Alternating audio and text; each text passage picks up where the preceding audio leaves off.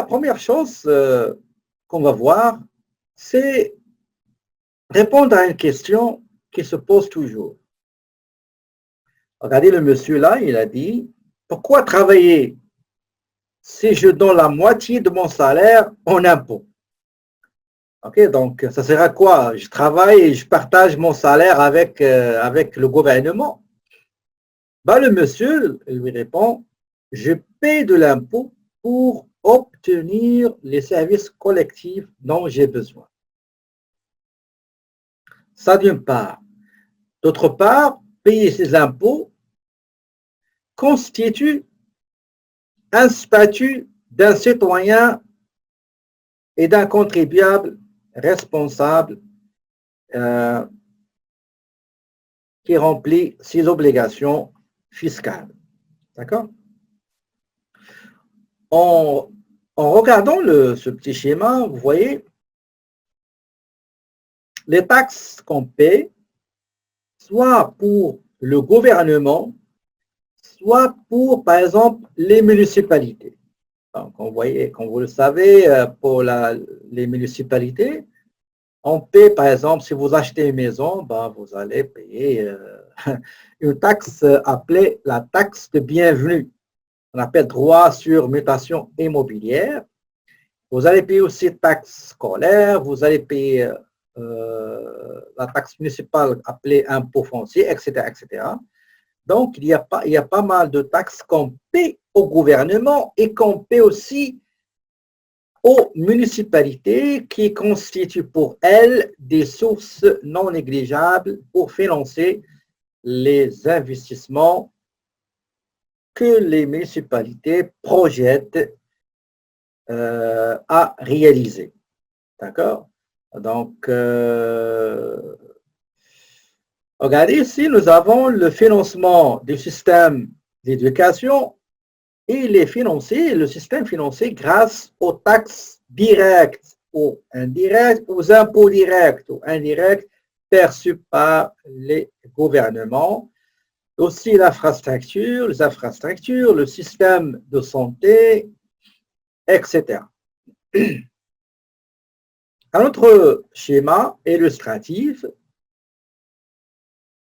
qui démontre et qui montre clairement où vont l'argent payé par les contribuables est perçu par le gouvernement. Okay?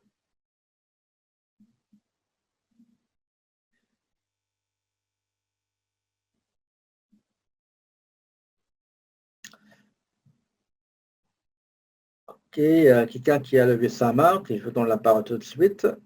Donc, les impôts perçus, payés par les contribuables, perçus par les gouvernements, qu'ils soient des impôts directs ou indirects, ils vont servir, par exemple, à payer les enseignants, à payer les charges des établissements scolaires, à payer, financer les recherches. Aussi, il y a une partie des impôts perçus qu'on va transférer aux régions, on va transférer aux municipalités aussi pour qu'ils financent, on va les aider à financer leur budget. Comme vous savez, chaque municipalité, il a un budget à faire. Et aussi pour le système de santé aussi, on le finance aussi grâce aux impôts. Et enfin, nous avons la défense, les soldats, le matériel militaire, etc. Juste un petit aperçu des données non actualisées qui datent de 2014. Regardez ici les recettes des gouvernements. Il provient, par exemple, 24% provient de taxes à la consommation, des ventes, la TPS et la TVQ, impôts fonciers, les taxes municipales, les charges sociales, les contributions de l'employeur qu'on va voir dans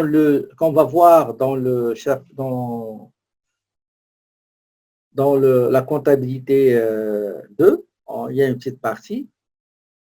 Il y a aussi les cotisations de sécurité sociale, Nous avons aussi un impôt sur le revenu particulier et société, c'est 47%, donc juste à titre indicatif. Maintenant, les principes de base du système fiscal canadien. D'accord? Au Québec comme au Canada, le rôle législatif et le rôle administratif sont indépendants. C'est tout à fait normal. Il y a une instance qui va faire des lois et il y a une autre institution, une autre entité qui va jouer le rôle de gestionnaire et d'administrateur de ces lois légiférées par l'entité législative. D'accord? Il s'agit d'une grande richesse de notre système fiscal.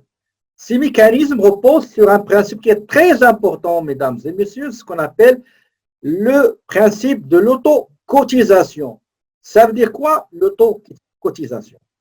L'autocotisation veut dire que le contribuable, par lui-même, il va prendre ses revenus, il va prendre les crédits d'impôt non remboursables, il va calculer le revenu net, le revenu total de ses revenus, le montant total des revenus nets, il va calculer l'impôt à payer, il va déduire de cet impôt-là les crédits d'impôt non remboursables, il va ajouter les crédits d'impôt remboursables.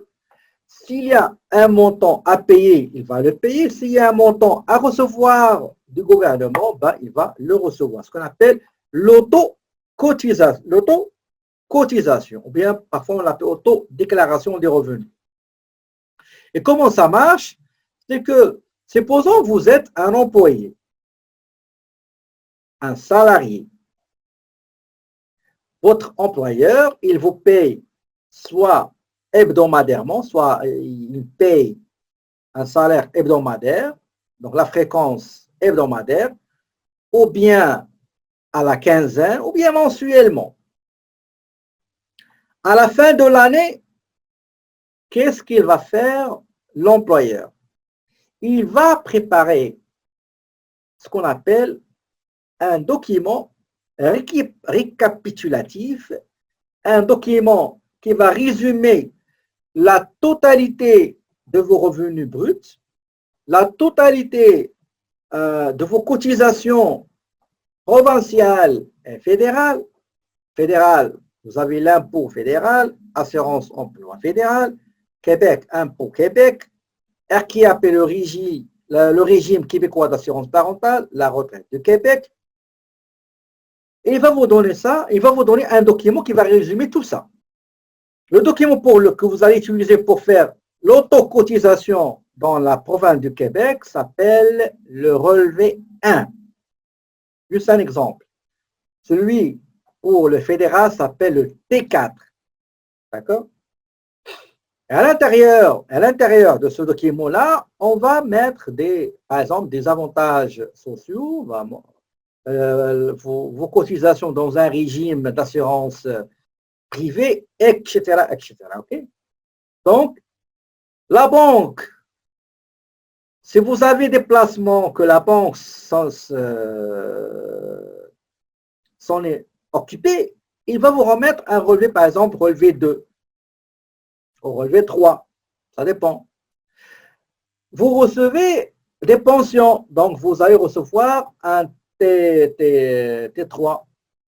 Vous recevez une aide sociale, l'assistance sociale, vous allez recevoir un T5007, je crois. Okay? Un relevé 5 pour le Québec. Donc, vous allez ramasser tous ces documents-là et vous allez faire une autocotisation, une autodéclaration. C'est un principe fabuleux, vraiment très intéressant. Et ça fait la différence entre les autres systèmes fiscaux, ou bien de déclaration des revenus, ou bien des impôts. Donc, pour ce qui est la législation et l'administration, au fédéral, nous avons le ministère des Finances du Canada. C'est ce ministère qui va élaborer des projets de loi a adopté, a présenté au Parlement du Canada, qui est composé par deux chambres. Il y a les Sénats, composé par à peu près 175 sénateurs, choisis par le Premier ministre. Et nous avons la Chambre des communes, là où il y a près 335, je crois, parlementaires élus à travers la province, à travers tout le Canada, selon la proportion de la population de chaque province. Comme vous le savez, nous avons des provinces, le Québec, Ontario, Manitoba, Saskatchewan, Alberta, Colombie-Britannique. Et nous avons les provinces maritimes, Nouveau-Brunswick, Nouvelle-Écosse, Île-Prince-Édouard, Terre-Neuve et Labrador, et les trois territoires, Yukon, Nunavut et territoire nord-ouest. OK? Donc, au fédéral, c'est le ministère des Finances du Canada qui fait des lois. OK? Et légifère les lois. Et c'est lui qui décide des politiques fiscales et qui rédige le texte de loi. D'accord?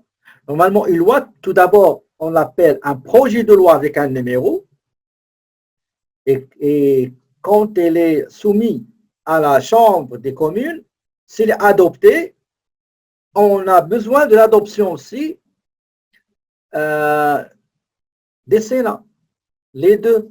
Une fois adopté par les parlementaires et les sénateurs, il faut l'approuver, le valider par le gouverneur général de la reine ici au Canada, qui est Madame Payet, qui était un ancien astronaute. Okay?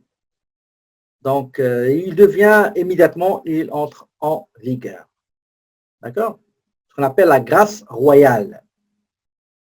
Et s'il s'agit d'une province, ils doivent être validés à la fin, après le Parlement provincial, par ce qu'on appelle le lieutenant-gouverneur, qui représente le gouverneur général. Donc, je reviens à le ministère, c'est lui qui fait les textes, les lois, etc., qui doivent être adoptés par le Parlement ou bien l'Assemblée nationale. Pour le fédéral, c'est le Parlement du Canada, comme je dis, composé par deux entités, la Chambre des communes, la Chambre des Sénats. Il y a aussi une autre entité qui va administrer et surveiller l'application de la loi, ok, élaborée par le ministère des Finances et adoptée par le Parlement du Canada. C'est l'Agence des revenus du Canada, l'ARC. Elle administre l'application de la loi. L'Agence du revenu Canada est complètement indépendante du ministère des Finances du Canada.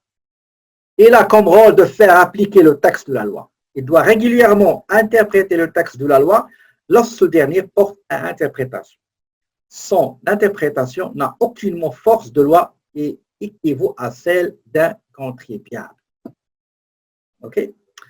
Pour le Québec, c'est la même chose, c'est le même principe. On a le ministère des Finances du Québec qui élabore et rédige un projet de loi.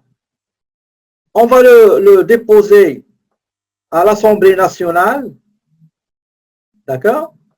Et on va le débattre. S'il est adopté, donc il doit avoir la grâce royale à travers le lieutenant-gouverneur. Et c'est l'Agence des revenus Québec qui doit surveiller, vérifier, administrer l'application de la loi fiscale ou bien des textes fiscaux qui sortent au fur et à mesure. Cet organisme aussi, il est tout à fait indépendant du ministère des Finances du Québec et vous pouvez aller sur le portail, les quatre portails, vous pouvez aller au portail du ministère des Finances du Canada et aussi de l'Agence des revenus du Canada et celui du ministère des Finances du Québec et enfin de l'Agence des revenus du Québec, c'est Revenu Québec, et vous allez voir les attributions, le rôle, les missions, l'organisation, structure, etc. Est-ce que vous avez des questions, s'il vous plaît, à propos de ce point-là que j'ai évoqué?